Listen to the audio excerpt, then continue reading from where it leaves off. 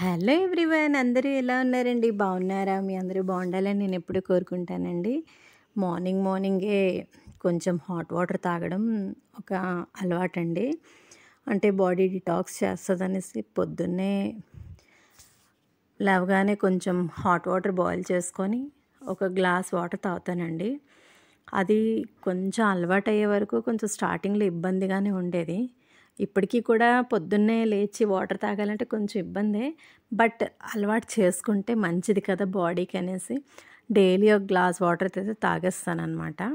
తాగేసి remaining works అన్ని start చేసేస్తాను. మార్నింగే లంచ్ ప్రిపరేషన్ అయితే స్టార్ట్ చేశానండి.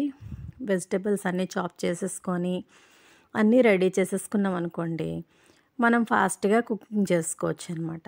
ఈరోజు ఏంటంటే కొంచెం యాక్చువల్‌గా కిచెన్‌లోనే కట్ చేసేసుకుంటాను. కానీ ఎందుకో చాలా ఉక్కగా అనిపించిందనమాట. హాల్లోకి వచ్చి ఫ్యాన్ వేసుకొని కూర్చొని కట్ చేసేస్తున్నాను. పక్కనేమో దేవుడు పాటలు పెట్టుకున్నానండి. పాటలు పెట్టుకొని ఆ పాటలు అలా వింటూ, పాడుకుంటూ పని చేసేస్తున్నాననమాట. అంటే చూడండి, అంటారు కదా, ఆడుతూ పాడుతూ పని చేస్తుంటే అలుపు సలుపేముందనని.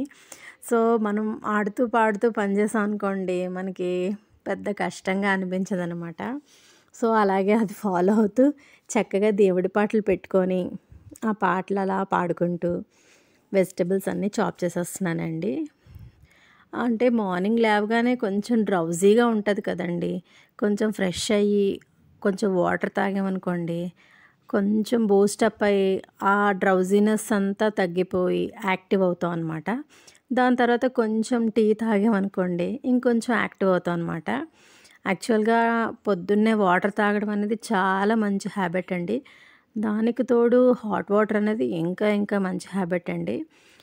వీలైనంత మట్టుకు ప్రయత్నిస్తే బెటరు. అంటే బాడీ నైట్ అంతా మనం రెస్ట్‌లో ఉంటాం కదండీ! మార్నింగ్ లేవగానే కొంచెం వాటర్ తాగితే చాలా మంచిదండి. కానీ మార్నింగ్ మాత్రం చాలా హడావిడిగా ఉంటదండి. ఎంత ఫాస్ట్‌గా చేసినా పని ఇంకా అలా ఉంటూనే ఉంటుందండి. ఎన్ని సార్లు తిరుగుతానో, ఎన్ని సార్లు చేస్తానో అటు ఇటు తిరగడం, లంచ్ ప్రిపరేషన్ అంతాను, క్యారేజెస్ అవి సర్దడం, ఎంత వర్క్ ఉంటదో తెలుసా అండి పొద్దున్నే. ఇవాళ సాటర్డే కూడా కదండీ! ఒక పక్క టిఫిన్ చెయ్యాలి, ఇంకో పక్క లంచ్ ప్రిపరేషన్ కూడా చేయాలి. సాటర్డే కదా! యాజ్ యూజువల్ పప్పు, టమాటో చేసేస్తున్నాను. ఈ పప్పేంటి ఇలా ఉంది అనుకుంటారు కదండీ! అది మన నార్మల్ షాప్స్‌లో దొరికేది కాదండి ఇది. ఆరోగ్యవనంలో తీసుకున్నాం అనమాట. ఇది కొంచెం తొక్క ఉంటదనమాట. పొట్టుపప్పు మనకి మినపప్పు ఎలా ఉంటదో అలాగే కందిపప్పు కూడా ఇలాగే పొట్టుతోటే ఉంటుందనమాట. ఇది చాలా మంచిది, ఆర్గానిక్ అండి. సో, ఇలాంటి పప్పులు అవి తింటే మనకి మంచిది కదా అనేసి నేను ఈ పప్పు తీసుకొచ్చాననమాట. ఇదివరకు తీసుకొచ్చాను, చాలా బావుంది టేస్ట్ అదిను. సో, అందువల్ల మళ్ళీ ఈ పప్పే తీసుకున్నాను. చాలా బావుందండి, టేస్టీగా ఉంది. అంటే మనం కొంచెం పులుపు అది వేసుకుంటే ఇంకా బావుంటుంది. మనం ఎక్కువ మా అమ్మమ్మ వాళ్ళ ఊరు అక్కడికి వెళ్ళేటప్పుడు మాత్రం వాళ్ళు పండించేవారనమాట.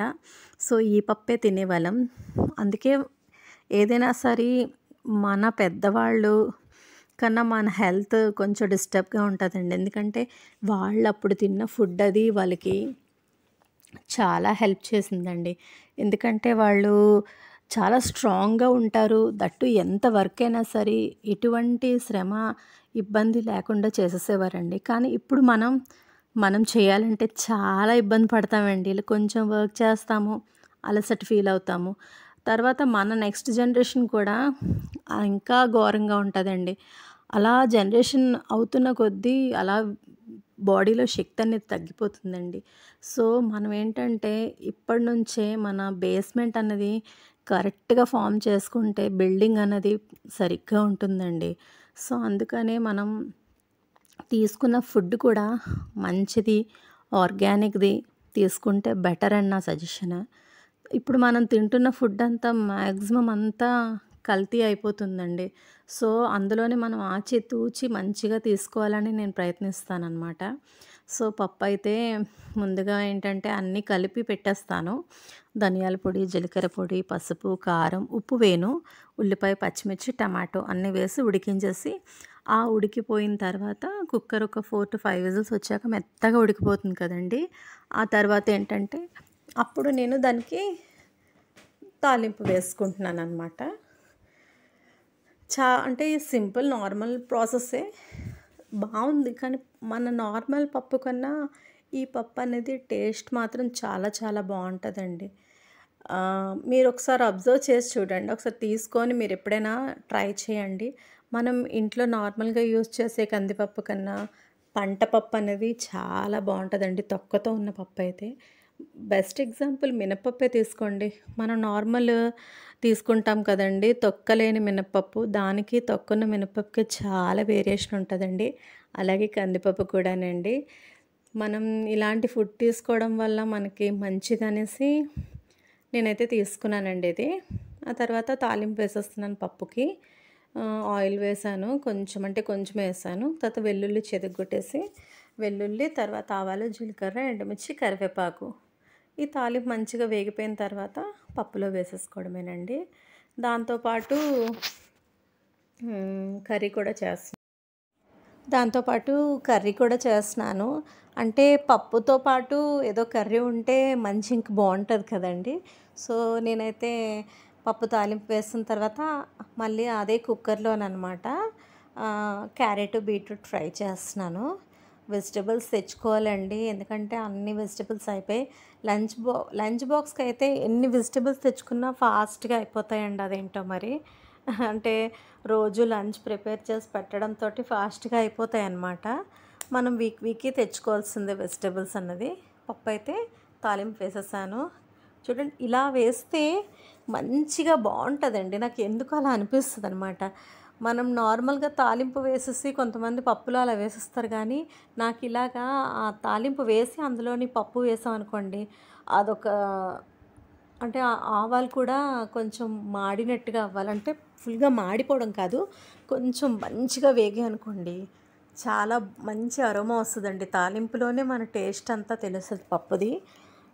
పప్పే అని కాదు, చట్నీ అయినా సరే మనం వేసుకున్న తాలింపు బట్టి ఆ టేస్ట్ అనేది భలే ఎన్హాన్స్ అవుతదండి. ఆ తర్వాత ఏంటంటే క్యారెట్, బీట్రూట్ సింపుల్‌గా ఫ్రై చేసేస్తున్నాను. నార్మల్‌గా ఆనియన్స్ కట్ చేసేసుకున్నాను. కట్ చేసేసుకొని అందులోని మనం తాలింపు దినుసులనమాట.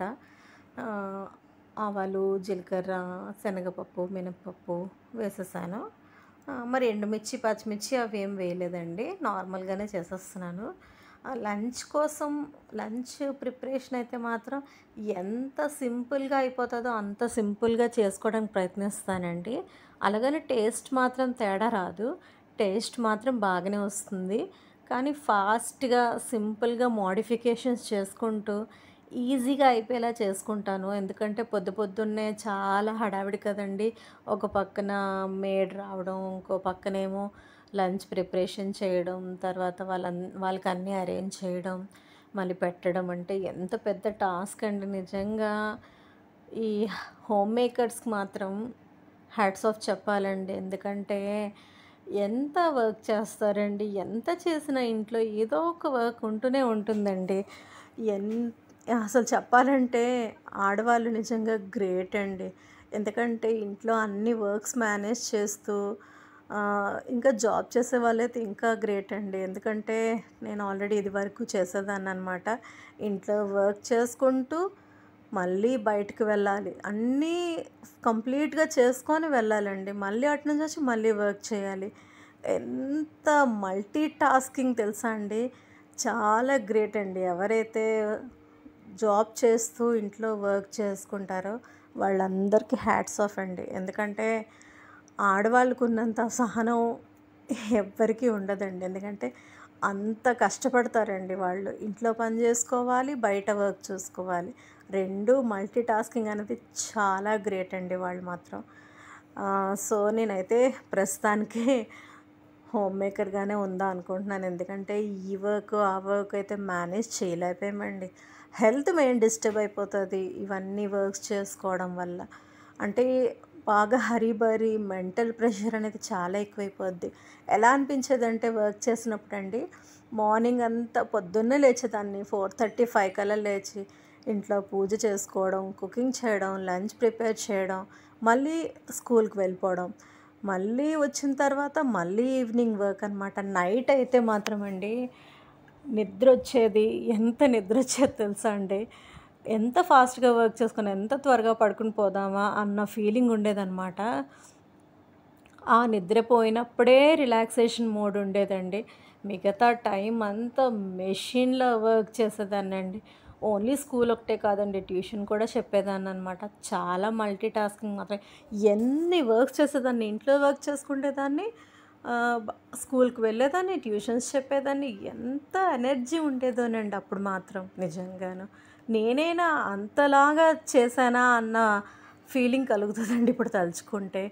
ఇప్పుడైతే మాత్రం చేయలేమండి. చాలా కష్టమండి నిజంగాను. ఇంట్లో ఇప్పుడు హోమ్ మేకర్‌గా ఉంటూనే ఈ కుకింగ్ అన్నీ అయిపోతున్నాయి. పోన్లే అయిపోయింది పని అని అనుకుంటామా, మళ్ళీ అంతా చూసారా ఎన్ని గిన్నెలున్నాయి. ఈ గిన్నెలు సర్దేసరికే అయిపోతుందండి ఒక 10-15 మినిట్స్. ఆ తర్వాతేమో మేడొచ్చేసిందనమాట. మా మా ముగ్గురికి చాయ్ పెట్టేస్తున్నాను. అంటే మార్నింగే పెట్టేసి ఇచ్చేస్తే ఒక పని అయిపోతుంది కదండీ. సో మా ముగ్గురికి చాయ్ పెట్టేశాననమాట. ఆ తర్వాత ఏంటంటే ఈ ఈ పని చేసేస్తాం కదా. ఈ పని చేసిన తర్వాత పోన్లే హ్యాపీగా రిలాక్స్ అవ్వచ్చు అనుకుంటే ఇంకో పని కనిపిస్తుంది. అయ్యయ్యో ఇంకో పని ఉందా, అది చేసరికి ఇంకో పని కనిపిస్తుంది. ఇంట్లో ఉంటే మాత్రం ఏదో ఒక పని ఉంటూనే ఉంటుందండి. ఏంటో మరి అసలు ఆడవాళ్ళంటే అందుకే అంటున్నానండి నిజంగా గ్రేట్ అని. ఆ తర్వాత ఏంటంటే టిఫిన్ లంచ్ అయిపోయింది. ఇప్పుడు టిఫిన్‌కి ప్రిపరేషన్. టైం అయిపోతుంది, టిఫిన్ ప్రిపేర్ చేయలేదా అంటే ఫాస్ట్‌గా ఉల్లి చట్నీ చేసేస్తాను, ఇదైతే ఫాస్ట్‌గా అయిపోతుందని. ఆ తర్వాతేమో ఊతప్పం చేశాను. తర్వాత ఏంటంటే మిల్లెట్ దోస వేశానండి. ఆ తర్వాత ఏంటంటే పూజ చేసేసాను పొద్దున్నే. అంటే వీళ్ళు వెళ్ళిన తర్వాత పూజ ఫినిష్ చేసుకొని వెంకటేశ్వర స్వామి గుడికెళ్ళాను. ఆల్రెడీ నిన్న చూపించాను కదా అని ఇవాళ వీడియో అయితే తీయలేదండి. పూజ అయితే ఇలా ఈ విధంగా ఫినిష్ చేశాను. తర్వాత ఏంటంటే నిన్న పాయసం చేశాను. అది కొంచెం క్యాప్చర్ చేశాననమాట. సింపుల్ ప్రాసెస్, సగ్గుబియ్యం ఎక్కువ వేసి చేశాను. అంటే చలవ చేస్తుంది కదా బాడీకి అనేసి. పాయసం అయితే చాలా బాగా వచ్చిందండి. కానీ ఇన్ని పాలేసానండి, అసలు ఈ పాలన్నీ ఏమైపోయాయో అంత దగ్గరగా అయిపోయిందండి పాయసం అంతాను. క్యాష్యూ నట్స్, తర్వాత బాదము, కిస్మిస్ అన్నీ ఘీలోని డీప్ ఫ్రై చేసుకొని, అంటే ఫ్రై చేసేసుకొని పక్కన పెట్టుకున్నాను. ఇది మంచిగా బాయిల్ అవుతున్న టైంలోనే ఆ క్యాష్యూ నట్స్ అవి కూడా వేసేసానండి. పాయసం అయితే చాలా బాగా వచ్చింది.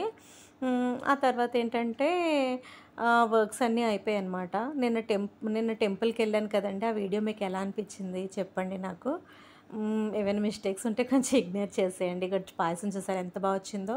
కానీ కొంతసేపు పోతే పాలన్నీ అసలు ఏమైపోయాయో తెలియదండి, దగ్గరగా అయిపోయింది. మా హస్బెండ్ అడుగుతున్నారు ఏంటి పాలు ఇంత తక్కువ వేసామని. లేదు నేను ఎక్కువ వేసాను చూడండి, కానీ అవి ఏమయ్యో అర్థం కాలేదు, దగ్గరగా అయిపోయింది అనేసి అని అన్నాను అనమాట. ఆ తర్వాత పొద్దున్నే వెంకటేశ్వర స్వామి గుడికి వెళ్ళానండి. పూజ అది చేసుకొని వచ్చానండి. నిన్న గ్రైండర్ వేశాను కదా, అది కూడా కొంచెం క్యాప్చర్ చేశాను. నా వీడియోస్ మీరు కానీ కొత్తగా చూసినట్టయితే వెంటనే సబ్స్క్రైబ్ చేసుకోండి. పక్కనున్న బెల్ ఐకాన్ ప్రెస్ చేశారంటే నా వీడియోస్ మీకు నోటిఫికేషన్గా వస్తాయి. తర్వాత ఏంటంటే లైక్ చేయండి, షేర్ చేయండి. నా వీడియోస్ కనుక మీకు నచ్చినట్టయితే లైక్ చేయండి, షేర్ చేయండి, సబ్స్క్రైబ్ చేయండి. మీ ఫ్రెండ్స్ అండ్ ఫ్యామిలీ మెంబర్స్ కూడా షేర్ చేయండి. Bye friends, take care, see you in the next vlog.